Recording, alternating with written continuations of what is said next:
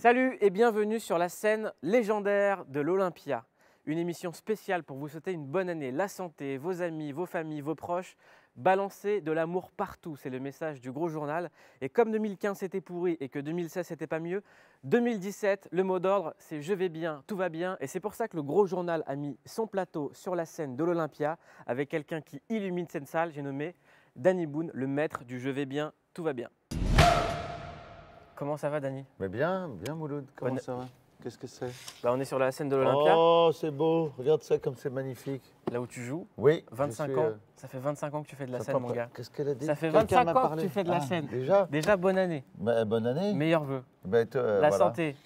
Tout ce qui la famille. C'est le plus important, la santé et les enfants. Danny, on est d'accord pour se dire que 2015 et 2016, c'était des années pas terribles. C'était pas génial. C'était pas des années folles.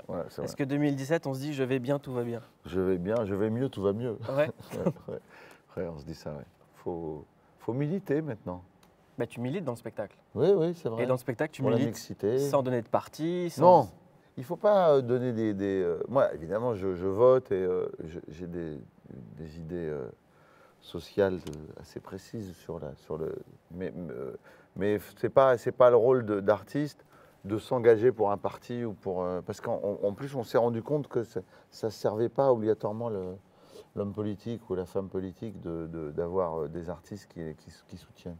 Pour plein de gens, tu représentes le Nord, les ch'tis, maintenant on appelle ça les Hauts-de-France. Ça te fait quoi de savoir que tu n'es plus un ch'ti, mais tu es un Hauts-de-Français? C'est bizarre de changer de nom, franchement. J'en ai fait un sketch seulement. Ils m'ont remercié d'ailleurs en disant vous êtes le meilleur moyen de faire savoir que ça s'appelle les Hauts-de-France maintenant grâce à votre sketch. Le Nord-Pas-de-Calais, il n'existe plus. C'est quoi le Nord-Pas-de-Calais-Picardie? Ça n'existe plus là d'où que je suis né, là d'où que j'ai grandi. Donc j'ai bien appris à parler le français comme il faut. Là. Ça a disparu, tout a disparu, c'est une catastrophe. Maintenant ça s'appelle les Hauts-de-France. On est devenus les hautains et les hautaines des Hauts-de-France. T'es d'origine kabyle. Ouais. Ça veut dire quoi pour toi être kabyle, l'Algérie? Qu'est-ce que ça veut dire? J'allais en vacances dans la famille. Enfin, on est allé 3 fois, mais c'était 3 fois qui étaient assez importantes. Et mes cousines qui étaient très, très belles. J'étais amoureux d'une de mes cousines. Comme tous les Kabyles. Comme tous les Kabyles. Ou les gens du Nord. Alors, le regret, c'est que mon père nous a jamais appris à parler le kabyle. Ouais. Mais voilà, non, c'est la mixité. C'est très chouette. Et je pense que j'ai pu faire les ch'tis aussi parce que mon père a été accueilli dans le Nord. Il a épousé une ch'ti, il a eu des enfants mixtes et le fait d'être issu de la mixité m'a permis d'avoir aussi une forme de recul et d'amour pour ma région en fait. Tu sais, Danny, c'est le seul combat qu'on a dans cette émission, c'est qu'on n'est pas engagé politiquement ni encarté. Notre seul combat, c'est de lutter contre la pauvrophobie, c'est-à-dire le racisme anti-pauvre, qui est pour nous le vrai mal de l'époque. On a l'impression qu'aujourd'hui, dès que tu es pauvre, tu n'existes plus. En tout cas, moi, j'ai grandi dans le Nord, à l'époque, Gérard Hasbrook, qui était le maire d'Armentières, ça s'appelait les trucs ouvriers armentiérois, sport ouvrier armentiérois, la culture. J'avais accès aux bibliothèques, aux cours de dessin, aux cours de musique, tout ça gratuit, quoi. Parce que mes parents n'auraient jamais pu le payer. Et pareil, l'école, pour moi, j'ai grandi en me disant c'est génial parce que tu peux naître pauvre en France et réussir à y arriver, quoi. Et je pense qu'on peut toujours, sauf que il y en a beaucoup qui ont le sentiment que c'est plus possible. J'étais dans la salle pour voir ton spectacle, et à chaque fois qu'il y avait il y avait des gens autour de moi, donc j'écoutais vachement le public, et à chaque fois que tu parlais par exemple des ch'tis ou du succès, la phrase que j'entendais c'est « lui il sait ce que c'est ». Oui, c'est vrai. C'est la phrase de Coluche qui disait « je ne suis pas un nouveau riche, je serai toujours un ancien pauvre ». Alors évidemment, c'est facile de dire je suis resté simple ou comme avant ou j'ai pas changé, je sais pas quoi, mais en tout cas, d'ailleurs j'en parle dans le spectacle, je parle de mes débuts, tout ça, et je dis c'est une chance d'être là dans cet écrin, quoi, qu'est l'Olympia, et de pouvoir faire passer des émotions, de faire rire avec un public qui est attentif et qui est aimant, quoi. Mais comment t'expliques la montée du FN en Éville comme Hénin-Beaumont, par exemple? Je pense qu'il y a une partie, c'est pas tout le monde, une partie des gens qui se disent on va aller là-dedans parce qu'on n'a pas essayé. il y a une sorte de révolte. Et, moi, quand je parle en disant c'est pas une solution de voter pour les extrêmes, il y a une sorte de réaction très agressive envers moi, surtout sur les réseaux sociaux, qui je pense, parce qu'il y a une sorte de conscience de ça, c'est-à-dire on se dit, ils ont quand même un peu, tu vois, ça les gêne quand même donc voilà, je pense que la solution, justement, c'est ce qu'on disait tout à l'heure, la solution, c'est pas de dire voter pour un tel ou je ne sais quoi, c'est de dire, c'est pas le rejet de l'autre qui va régler vos problèmes. Jamel nous disait ici que les Français sont beaucoup moins divisés qu'on veut nous le faire croire. Oui, ils sont moins divisés et il faut faire attention à ce qu'il n'y ait pas de repli communautaire, quoi. C'est très important. Moi, je tournais dans le Nord, j'emmenais mes enfants le week-end à la piscine municipale et il y avait une petite fille que je vois et je lui dis, tiens, elle vient me voir, elle me fait, ah, t'es Danny Boone, tout ça. Et je lui dis, t'es d'où, tu viens d'où, tout ça. Elle me dit, je pensais qu'elle allait me dire, je viens de Tourcoing, de Lille, elle me fait, je suis marocaine. Je lui dis, ah, t'es née au Maroc? Elle me fait, non. Je lui dis, t'es française d'origine marocaine. Elle me dit, non, je suis marocaine. Je dis, non, t'es française d'origine marocaine. Et je lui ai expliqué, je dis, ma chérie, il faut que tu sois fière d'être née en France. Et, tu vois, moi, je dis, je suis français, mixte, d'origine kabyle. Je dis, mais tu vois, c'est important de dire, il faut faire attention à garder cet échange-là, ce lien social, ce que réussissent très bien les Américains en même temps. Tu me diras, Donald Trump a été élu, mais ce qui n'est pas non plus... c'est le pays de Mickey en même temps, que tu me dis. Mickey, ouais. Ils auraient dû voter pour Mickey, pas pour Donald.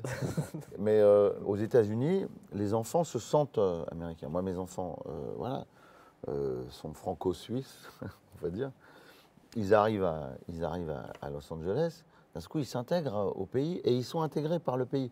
Mon fils, qui a 11 ans aujourd'hui, à partir de 7 ans, il reçoit une lettre de l'Élysée, j'allais dire, de la Maison-Blanche, avec marqué « Bravo, parce qu'il travaille très bien à l'école, tu as très bien travaillé cette année, c'est formidable, tu es l'avenir de ce pays. » Signé Barack Obama.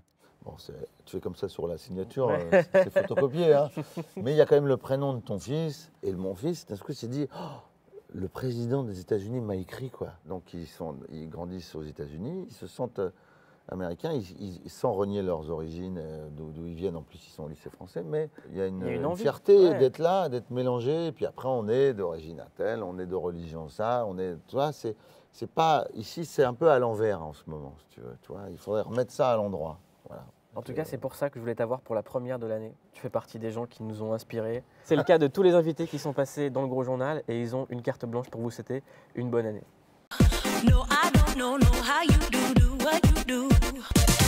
Hi, this is John Legend wishing everybody a wonderful new year. That means I want to spread love, peace, and happiness to everybody here in France and around the world. Bonne année! Je souhaite à tout le monde une très bonne année au Gros Journal, que j'adore, à Mouloud Achour, qui est mon cousin. Et ça, personne ne le sait, mais c'est vrai. Et je vous embrasse très fort. Bonne année, bonne santé et tout ce que vous voulez. Bonne année! Qu'est-ce qu'on peut souhaiter aux gens de la paix, de l'harmonie, voilà. Bonne année! Bonne année le Gros Journal. Bonne année! Bonne année Mouloud. Bonne année la France. On n'est pas dans la merde. Bonne année! Alors bonne année 2017 à vous tous. Nous cette année elle commence difficilement, en tout cas avec beaucoup d'émotions. C'est une année qu'on va commencer en tout cas sans Adama. Le 31 décembre, ça a été assez difficile pour nous et toute notre famille de savoir qu'on va commencer cette nouvelle année sans lui et que cette année on ne fêtera pas son anniversaire. Vous regardez toujours le Gros Journal, le premier de l'année consacré à Danny Boone. Danny Boone a commencé dans le Nord, son rêve c'était de faire de la BD et il a échoué. On a quelqu'un qui a réussi et qui vient aussi du même coin. Il s'appelle François Bouc. Bienvenue. Merci. Nous on a un petit cadeau. Enfin François a un petit cadeau. Ouais, je le montre, mais c'est comme quand j'étais môme et que j'avais fait le portrait des gens de ma famille, j'osais pas. Il faut s'arrêter là, vous êtes trop mignons tous les deux. Si, je te le donne. Tiens, alors, je l'ai fait 2 fois. Hein. Je l'ai fait en plus sophistiqué encore. Hein. Là, la caméra ne le voit pas. Pas mal. J'adore. J'ai une question avant qu'on se quitte. Cette émission, c'est la première qui passe en janvier. Il y a 2 ans, janvier, c'était un mois très compliqué, puisqu'on a perdu les dessinateurs de Charlie, proche de Cabu. Comment on sent 2 ans après? Est-ce qu'on y pense encore souvent? On est obligé d'y penser. Quand on fait un dessin de presse, quand on fait un dessin qui peut avoir une connotation un peu corrosive, forcément, on se dit, mais est-ce que je le passe ou pas? Est-ce que je risque quelque chose ou pas? Et puis, il faut voir aussi l'équipe de Charlie aujourd'hui. C'est une équipe qu'il faut supporter parce que c'est des gens d'abord qui déterminent toujours la liberté d'expression.